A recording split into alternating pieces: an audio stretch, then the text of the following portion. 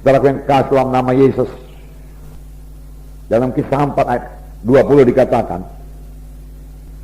Kisah Rasul pasal 4 ayat 20, maka dikatakan bahwasanya mereka berani, sebab tidak mungkin bagi kami untuk tidak berkata-kata tentang apa yang telah kami lihat dan apa yang telah kami dengar. Ini pada waktu Petrus dan Yohanes saudaraku dilarang berbicara dalam nama Yesus, dilarang mengajar dalam nama Yesus, tapi mereka dengan tegas menjawab, ya silahkan kamu putuskan sendiri manakah yang benar di hadapan Allah, taat kepada kamu atau taat kepada Allah. Sebab tidak mungkin bagi kami untuk tidak berkata-kata tentang apa yang telah kami lihat dan telah kami dengar. Tidak mungkin kami berhenti, tidak mungkin kita tidak berkata-kata tentang Yesus kalau Yesus dalam hati kita, saudaraku. Amin, saudara. Yesus begitu baik, begitu setia kepada kita, begitu mengasihi kita, saudaraku, menyertai kita, saudaraku, mendengar doa kita, menjawab doa kita, melindungi kita, saudaraku, memberikan darahnya, menyucikan dosa kita, saudaraku, memberikan Roh Kudus dalam kita, saudaraku, sehingga kita hidup berkemenangan, saudaraku. Tidak mungkin bagi kita untuk tidak menjadi saksi Tuhan. Firman Tuhan berkata, kamulah saksi-saksiku. Tuhan Yesus memanggil Petrus dan berkata, aku jadikan kau penjala jiwa. Pada waktu Tuhan Yesus mau naik ke sorga, saudaraku, dia berkata kepada Petrus, gembalakanlah domba-dombaku. Dan semua kita mengambil bagian, saudaraku, bersaksi, saudaraku, membawa jiwa-jiwa. Pada hari pembimbingan di sini saya bacakan Markus pasal 2 itu, saudaraku, di mana 4 orang menggotong 1 orang yang lumpuh untuk bertemu dengan Yesus. Jadi 5 orang yang punya iman, yang mengatasi semua halangan, yang kerja keras, saudaraku, bahkan berbuat sesuatu yang tidak biasa diperbuat oleh manusia, supaya jiwa-jiwa itu bertemu dengan Yesus. Mereka mempunyai hikmat, saudaraku, daripada Tuhan, saudaraku.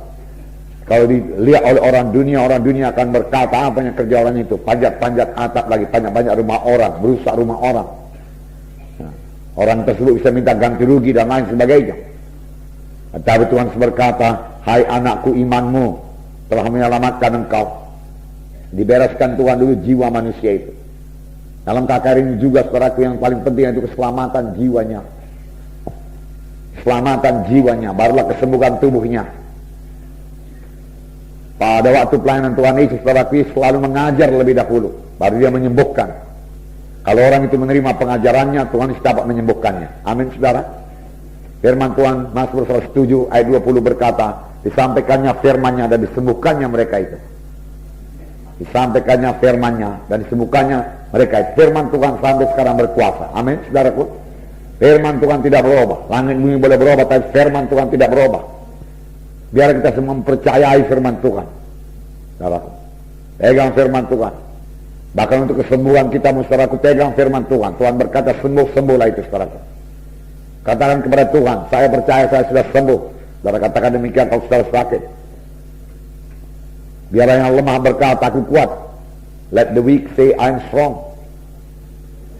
Let the poor say, I'm rich. Ya. Biar yang miskin berkata, aku kaya. Mengapa, saudaraku?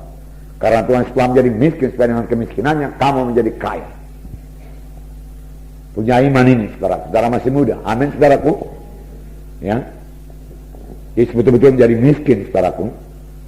Dan dia hanya miskin dalam satu perkara. Dia menjadi miskin, saudaraku, dalam bidang materi saja. Kalau dia miskin dalam bidang rohani, dia tidak bisa membagikan orang mati, saudaraku.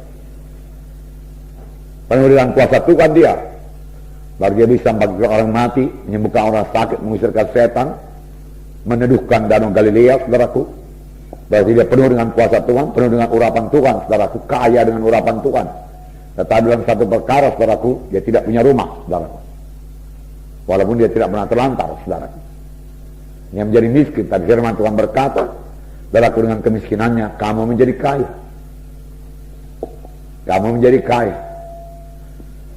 Haleluya, saudara. Biar kita mempercayainya, saudara sudah mengetahui jalannya, saudara sudah training. Bagaimana supaya jaya dalam hidup saudara. Haleluya. Ya, tetap hidup dalam Tuhan, dan firman Tuhan berkata Tuhan akan menggenapkan hari-hari hidupmu, tahun-tahun hidupmu.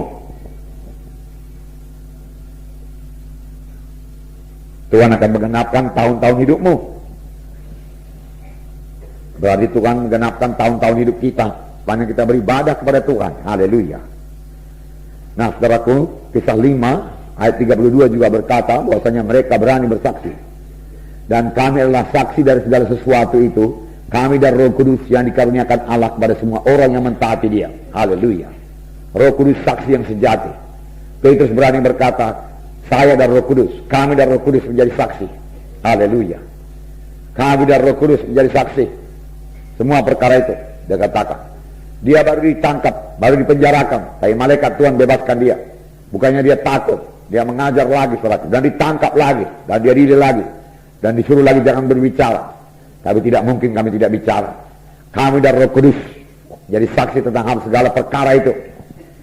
Nah, mereka menyaksikan Tuhan Yesus. Amin saudara. Nah, puji Tuhan.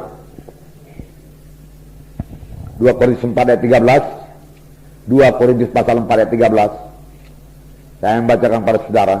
Sini dikatakan, namun karena kami memiliki roh iman yang sama, seperti ada tertulis, aku percaya, sebab itu aku berkata-kata, maka kami juga percaya, dan sebab itu kami juga berkata-kata. Aku percaya, sebab itu aku berkata-kata. Kami percaya, sebab itu kami berkata-kata. Saudaraku, karena saudara percaya, saudara harus berkata-kata. Tidak ada orang yang percaya yang bungkam, saudaraku. Amin. Saudara mau mempraktekkan iman saudara juga harus melalui kata-kata. Amin. Ya, tidak ada iman yang dipraktekkan tanpa kata-kata. Iman harus disertai dengan ucapan. Kita sudah belajar semuanya, betul? Ya, apa yang kita ucapkan saudaraku? Firman Tuhan kita ucapkan. Iman tidak bergantung pada perasaan, betul? Perasaan kita masih sakit saudaraku. Ya, tapi kita berkata, saya percaya oleh biluris saya sudah sembuh. Nah, saya percaya oleh biluris saya sudah sembuh. Amin. Ya, karena kita percaya kita berkata-kata. Kalau kita percaya Yesus kita berkata-kata dari hal Yesus. Kalau kita cinta kepada Yesus kita bicarakan Yesus. Amin saudara. Nah, puji Tuhan saudara. Ini ada satu cerita yang panjang saudaraku. Yohanes 4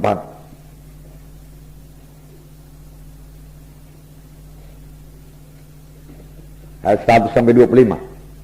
Kalau saudara baca terus saudaraku, nanti perempuan ini saudaraku lari ke desanya saudara, lalu mengabarkan bahwasanya dia sudah bertemu dengan Mesias. Lalu orang desanya datang menyambut Yesus. Lalu Yesus tinggal 2 hari di kota Samaria, dan seluruh kota Samaria mendengarkan Injil Tuhan.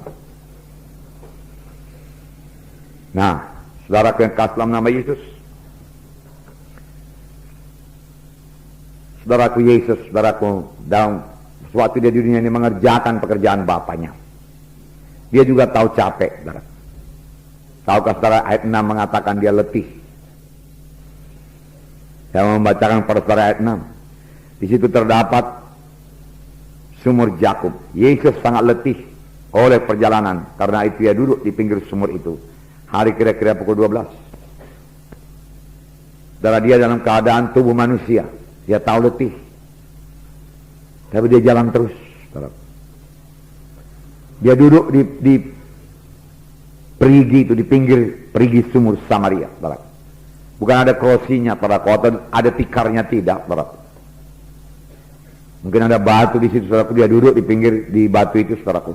Dia capek, sangat letih. Yesus tahu apa artinya letih, karena dia manusia. Nah, selama dia di dunia, dia selalu berkata anak manusia. Dia tertidur di perahu karena kecapekan melayani, saudara. Pada zaman dahulu melayani, saudaraku, di sini ayat 1 tadi dikatakan bahwasanya dia akan pergi, saudaraku, dari Yudea kembali ke Galilea, tapi dia harus melintasi Samaria. Dengan apa? Jalan kaki, nggak ada kendaraan yang lain. Jalan kaki. Nah, berapa kilometer? Saya nggak tahu, saudaraku. Sampai dia sangat letih. Dia haus. Saudaraku. Dia perlu tidur, saudaraku. Dia tertidur, saudaraku. Itulah dia Tuhan Yesus, saudaraku.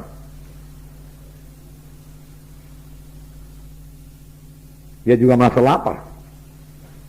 Firman Tuhan berkata, sudah dia puasa 40 hari 40 malam, dia merasa lapar. Dan setan menggoda. Jadi kala batu ini jadi roti. Nah, setan juga tahu kapan saudaraku keadaan tubuh jasmani kita ini lemah. Setan mau mencoba mengalahkan kita. Tapi biarlah kita jangan mau, kita selalu bersandar saudaraku kepada Roh Kudus yang di dalam kita. Amin saudara. Ya.